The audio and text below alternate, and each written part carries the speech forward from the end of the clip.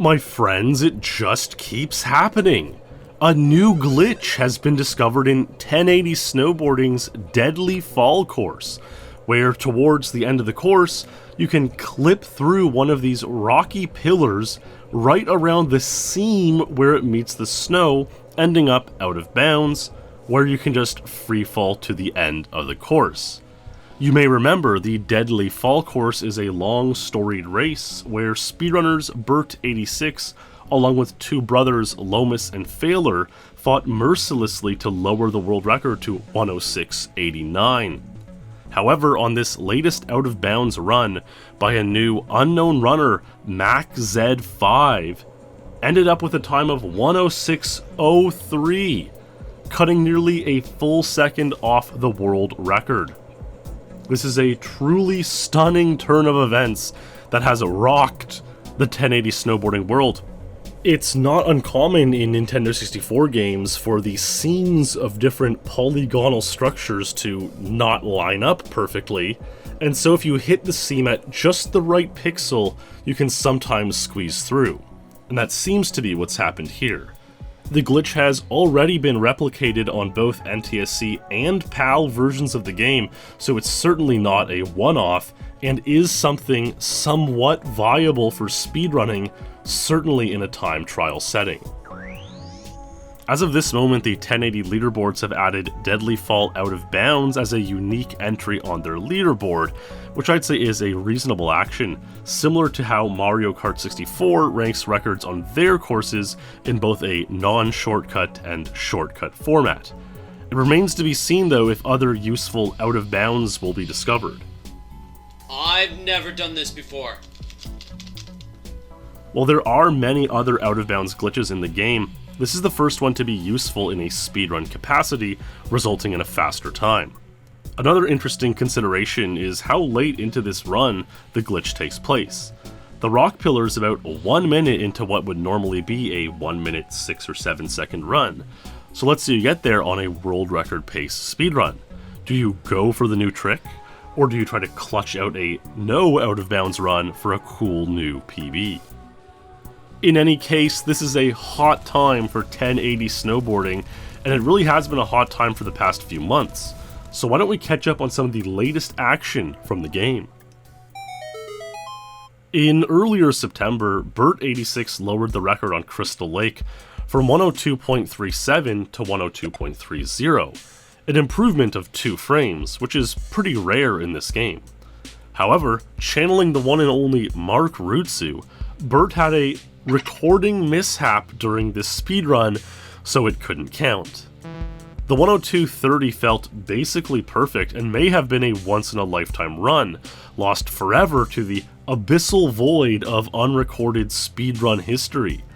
Bert tried really hard to replicate it, and at best came up with a 102.33, splitting the difference between his old PB and his unrecorded one. However, a runner, Sonata, discovered you could save 1 frame on this course by bonking the side barrier right at the finish line. Matador would use this to tie Bert's 102.33, and then Sonata would join them at 102.33, except Sonata's run was also unrecorded and would not count. In any matter, Bert would lower this to 102.30, and Matador would tie it 1 day later, where the record still stands now. However, if either could get a run as good as Bert's original unrecorded 102.30 with the 1 frame save bonk ending, a 102.27 is still out there for the taking. Back over on Deadly Fall, ever since the world record progression video released in March of this year, Bert86 has been grinding down the time to what we expected was possible, 106.89, a run he set on April 4th. However, just the other week, Matador would join Bert with a tied 106.89 on the stage. This is notable because both Crystal Lake and Deadly Fall now have tied records between these two men. Will either of them stretch for another frame improvement to break the tie? Much of the game's activity has come from numerous bounties offered by benefactors who want to see the speed game's continued growth, as well as some epic records. The first huge bounty of the year was $500 to whoever could lower the Dragon Cave record, which stood at 1:23.58. Burt was the one who did it in July by lowering the record an insane 0.16 seconds to 1:23.42, collecting a huge payday.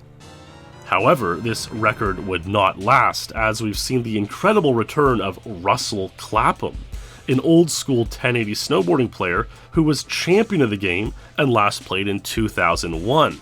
His name etched in the ancient N64 high score archived pages. Russell returned in June 2019 after seeing some 1080 videos on YouTube, and his comeback has been truly inspiring to see. One of Russell's recent records includes lowering that Dragon Cave record to 1:23.39, but his reach extends well beyond just this one course. On August 1st, Russell set a 1:28.47 on Mountain Village, his first record after 18 years away from the game. He was sitting at 1:28.57, a frame behind Burt's record of 1:28.53, and took a whole 10th off his time on a remarkable run. Quite a comeback indeed. About a month later, Russell would get 1:17.64 on Golden Forest. This record is particularly notable because Russell used the Dion Blaster character, when it had been thought for the entire existence of the game that the gold border was by far the fastest and all-round best border to use. Russell discovered that Dion is faster on Golden Forest due to his reduced airtime compared with the gold border. Airtime is generally slower than sliding smoothly down the mountain, as it is in real snowboarding, so reducing airtime gives a pretty big advantage on several parts of the course, including this zigzag. Russell believes this to be the only course where Dion Blaster is advantaged, however. While Dion Blaster is better at keeping low airtime over small humps, when it comes to large jumps and drops, which every other course has, he's much worse at landing these gaps. So much worse to the point where Gold Border overtakes Dion Blaster yet again. We're really getting into some tight technical comparisons and micro optimizations here. The only course we're yet to discuss is Crystal Peak, and the reason for that is, well, it's the only course on which no new record has been set this calendar year. Burt set a record of 1:26.29 in December 2018, which has stood to this date. Hard to believe that it's the oldest record in the game at only 9 months. Russell sits 4 frames back at 1:26.42.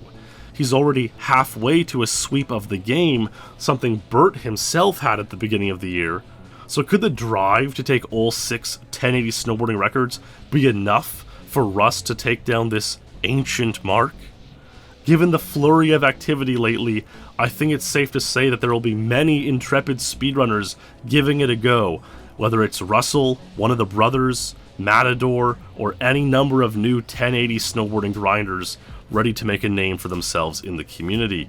And this Crystal Peak record may be the next one up on the chopping block. A lot of what's happening in 1080 snowboarding lately, new optimizations, heightened competition, new discoveries, is the kind of thing that had happened in many Nintendo 64 speed games many years ago.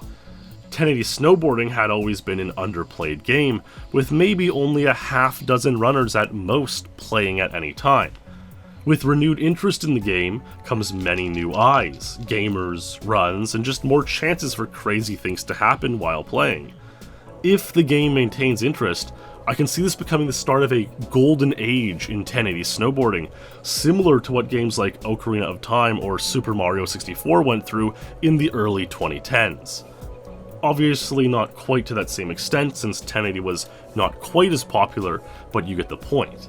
It's really amazing what a little injection of passion, interest, and love can do for a speed game.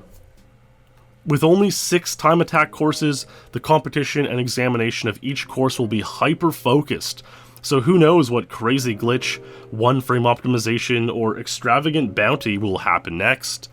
The 1080 Speedrunning Twitter account is a good way to stay up to date on anything new in the game, and if it's crazy enough, you might just hear about it on this channel too. Thanks for watching, hope you enjoyed this video about the new glitch in 1080 speedrunning. Stay true, and I'll see you in the next stream or video.